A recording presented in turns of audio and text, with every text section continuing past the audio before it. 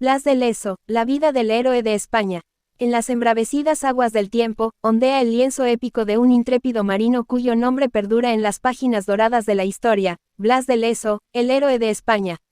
Nacido en la encantadora localidad guipuzcoana de Pasajes, su vida fue tejida entre el rugir de los mares y el clamor de las batallas. Desde sus primeros pasos en la Armada francesa hasta sus gestas heroicas en los territorios ultramarinos, este valiente tercero de sus hermanos demostró una tenacidad y valentía que lo llevarían a enfrentarse, sin temor, a los más poderosos enemigos de la corona. Sumérgete en las crónicas de Blas de Lezo y descubre la leyenda que forjó con coraje y determinación en los anales de la historia naval.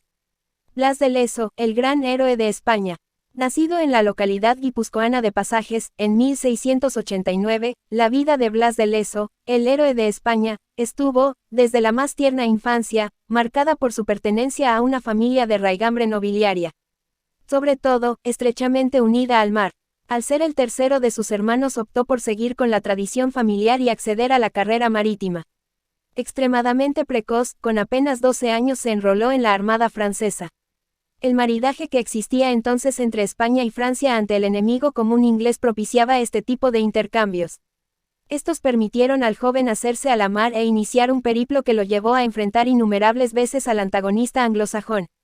Sus primeros pasos. Los primeros pasos de su meteórica carrera los dio durante la Guerra de Sucesión. Este conflicto, que enfrentaba a los Habsburgo y a los Borbones en sus pretensiones por ocupar el trono en España, implicó al conjunto de potencias europeas. Así, el apoyo que Francia otorgó a la causa borbónica contrastaba con el soporte que los ingleses proporcionaban al bando austracista.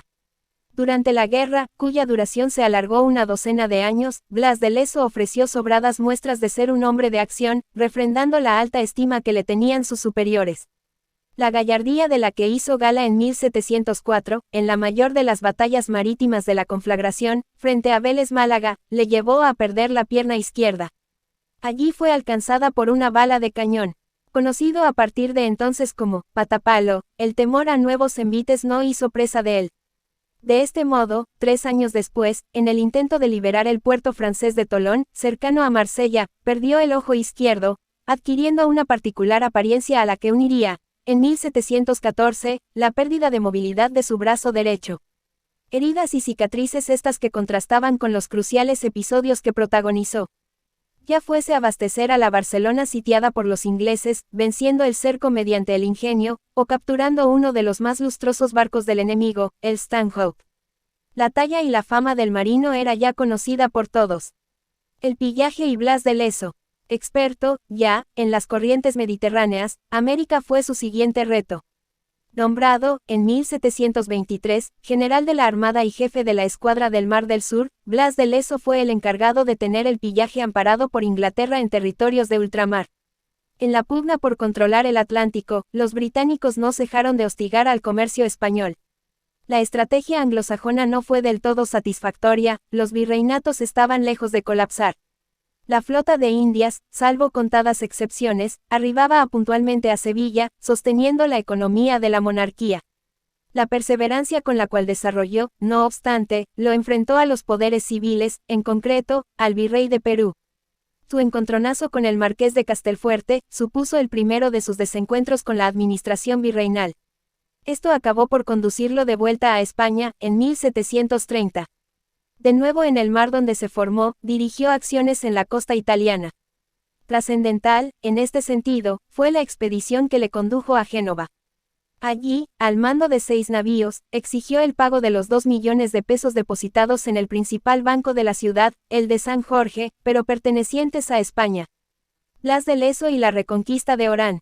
Tras ser satisfechas sus demandas, el monarca puso en marcha una empresa de extrema importancia, la reconquista de Orán. Con los fondos recobrados se financió un proyecto cuya magnitud asombró a buena parte de Europa. En la ciudad levantina casi 30.000 hombres, entre infantería y caballería, y más de medio millar de naves, prepararon la partida al norte de África. El objetivo era recuperar, de manos otomanas, un enclave perdido en 1708.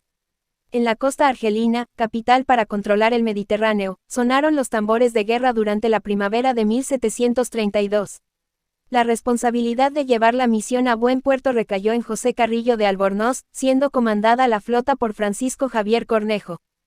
Como segundo comandante fue designado Blas de Lezo, embarcado en el Santiago. Satisfechos los preparativos, zarparon el 16 de junio y tomaron tierra 12 días después, el 28 del mismo mes. En un primer momento presumieron que la resistencia sería encarnizada. Tras el desembarco, comprobaron que las numerosas tropas otomanas carecían de una dirección eficiente. La directriz de Bey Hassan de emprender una pronta retirada hacia el interior de la ciudad, dejó el vía libre a los españoles. Estos, en cuestión de días, lograron que Orán capitulara tal y como hizo después el puerto de Mazalquivir, a una decena de kilómetros. En los meses siguientes, los turcos intentarían recuperar con denuedo el territorio perdido. A fin de cuentas, uno de los principales ejes del Mediterráneo estaba en juego. Felipe V, consciente de ello, encargó a Blas de Lezo que acudiera a socorrer el territorio. Y eso hizo, con éxito, en noviembre de 1732. La amenaza otomana se disipaba, la leyenda del marino guipuzcoano tomaba forma. Su gran epopeya, la epopeya que protagonizaría en los últimos años de su vida acabaría por asentarla para siempre. La ocasión se presentó, otra vez, en América, y en antagonismo recayó, de nuevo, en Inglaterra. La estrategia de la corona británica al respecto no les estaba proporcionando los resultados esperados. España aún tenía mucho que decir respecto al nudo estratégico del Caribe, pese a que la conquista inglesa de la isla de Jamaica había inclinado relativamente la balanza hacia Gran Bretaña. En este contexto, era cuestión de tiempo que resonaran los tambores de guerra. Y un incidente aislado fue suficiente para que el rey Jorge II fijara la vista en uno de los puntos clave del entramado colonial español, Cartagena de Indias. El detonante, publicitado hasta la extenuación por los británicos, alude al infortunio de un contrabandista, Robert Jenkins. Este, capturado por los españoles en las costas de Florida, no supo guardar las formas. Mostrándose altivo, suscitó la ira de sus captores, quienes le cercenaron la oreja. Al menos, así es como se presentó la noticia a la opinión pública inglesa. Si se trató de un fraude o una excusa para que el Parlamento diera vía libre a la empresa no está del todo claro. En cualquier caso, a comienzos de 1737 la guerra se antojaba inminente. Blas de Lezo y Cartagena de Indias. Aunque el enfrentamiento aún se haría esperar 2 años, Blas de Lezo partió hacia Cartagena en febrero. Al llegar vislumbró un panorama que no podía ser más desalentador. El gobernador estaba enfermo, apenas se había invertido en consolidar las fortificaciones y la guarnición era escasa. Nada se había aprendido del saqueo al que fue sometida la ciudad en 1697, por parte de los franceses. Nada podía hacerse salvo intentar paliar el abandono que tenía ante sus ojos. En ello se obcecó a lo largo de los meses siguientes. Reforzó las defensas y construyó baterías, pero los medios con los que contaba eran limitados. Como limitada era su capacidad de acción, ya que los roces con el nuevo gobernador, Melchor Navarrete, fueron frecuentes. Mientras, la flota británica ya había partido desde Portsmouth. En total, 28.000 soldados, que contrastaban con los 3.000 bajo el mando de Blas de Lezo. La suerte parecía echada, pero la capacidad de resistencia y el genio estratégico del teniente general de la Armada. La batalla. El primer ataque se dio en 1740, en forma de tanteo, prueba de la cautela con la cual el almirante Edward Vernon analizaba el teatro de operaciones. La victoria se daba por segura en Gran Bretaña, y tras bloquear la ciudad el 15 de marzo de 1741, parecía estar al alcance de su mano. Su plan era sencillo: acabar, paulatinamente, con todas y cada una de las fortificaciones exteriores para, finalmente, tomar al asalto la ciudad. Cuando un mes después tomó el fuerte de San Luis, Cartagena quedó completamente expuesta. Si a ello le sumamos el hambre que la azotó durante el sitio, lo desesperado de la situación era evidente. En buena parte debido a la falta de previsión tanto del virrey como del gobernador.